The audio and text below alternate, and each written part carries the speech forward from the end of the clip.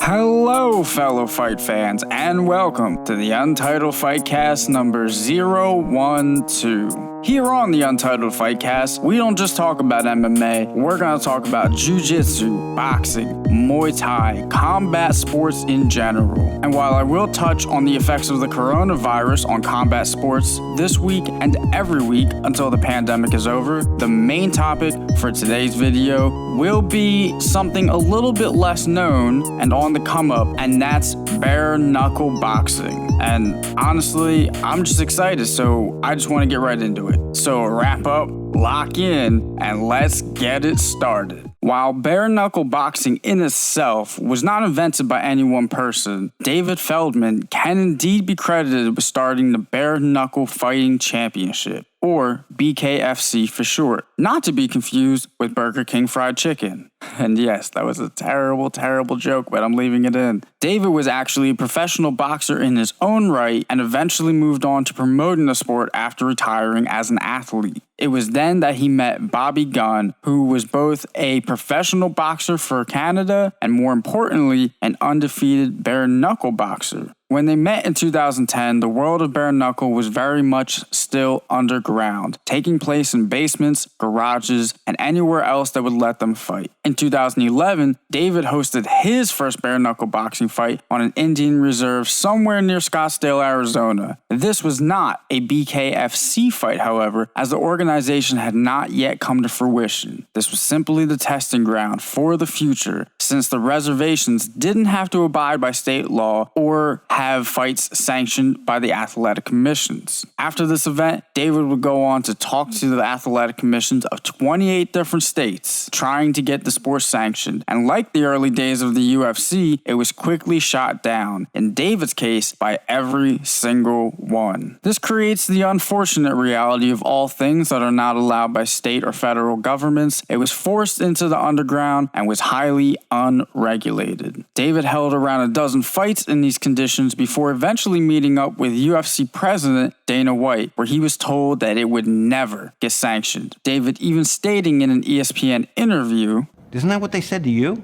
Isn't that what they said to you?" And then, after 7 long and arduous years, the exact opposite happened. The state of Wyoming sanctioned an entire fight card in what was now the Bare Knuckle Fighting Championship, which took place on June 2nd of 2018 in Cheyenne. This was the first state-sanctioned bare knuckle event in the United States since 1889. And now, with this not just being an event, but an organization, there were rules, comprising of 5 2-minute rounds in a circular ring that David and his company lovingly refer to as the squared circle. There are 2 lines in the center of the ring called scratch lines, 4 feet long and 3 feet apart, where they are told to toe the line by the ref. This is based on the Burton rules, which were used for bare knuckle fights in the 1800s. After the ref asks each fighter if they're ready, they're then told to knuckle up, signifying the beginning of the fight. One of my very most favorite things about this new form of boxing, however, aside from the blood, the cuts, and the sound of a fist upon someone else's face, is that the fighters are actually allowed to use the clinch as long as they stay active. It truly brings an entirely new dimension to the fights and gives fighters more tools and strategies, and it keeps the action flowing. If the ref thinks there isn't enough action or that a fighter is stalling, they can call for a clean break. Due to the lack of gloves, fighters are also allowed to use open hand strikes, which can save their knuckles a bit of wear and tear. Now, the BKFC is actually based out of my second home, Philadelphia. Despite that, it is not sanctioned by the state of Pennsylvania. It is, however, currently sanctioned in not only Wyoming, but New Hampshire, Kansas, Mississippi, Alabama, and Florida. Only fighters that have a proven combat record and career are allowed to fight in the organization. Very much like the UFC, no one is going to be making their debut in this organization division without fighting elsewhere. Same goes for refs in their respective field, having the likes of Dan Merkliotta and Bill Clancy. And despite the fact that fighters get cut more and bleed more, there has been an argument for the sport actually being safer than normal boxing. Citing Dr. Peter Warrener in a recent ESPN interview, he said, in traditional boxing, you're probably going to have more chronic brain trauma from repetitive concussive and subconcussive blows to the head and brain. In bare knuckle boxing, you're going to have more hand fractures, more head and face lacerations, and maybe some eye injuries. But that being said, just like in football, repeated blows to the head can have terrible effects later on down the line in a fighter's life. Meanwhile, bare knuckle boxing with its cuts and blood just happens to look worse in the moment.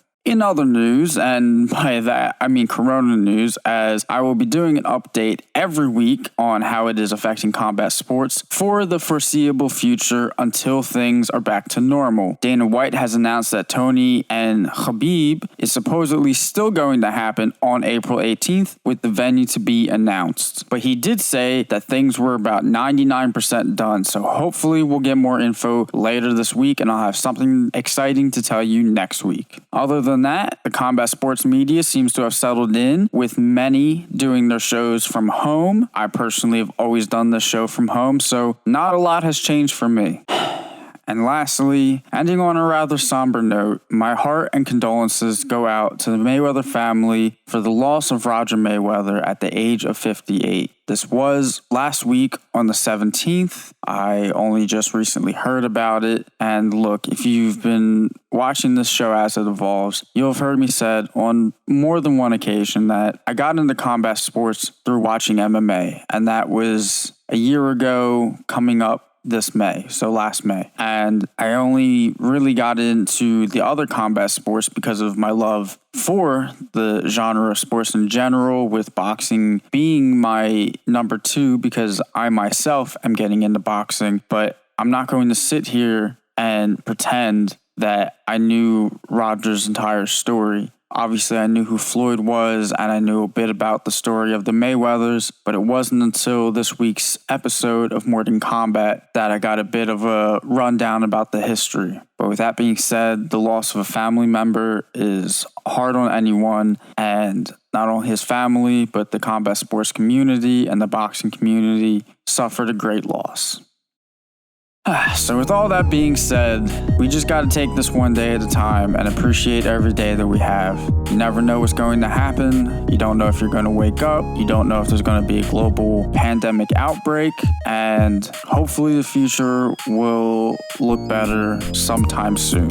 In terms of bare knuckle boxing, I'm super excited to watch the sport rise up because I wasn't around when the UFC rose to prominence. And I believe this is a very special sport indeed. As always, thank you all for the support and hit the ding dong down below if you want to stay updated on this show or any of the others that I do on this channel. And with that, I bid you adieu, and I will talk to y'all in next week's episode of the Untitled Fightcast. Thank you so much for listening or watching.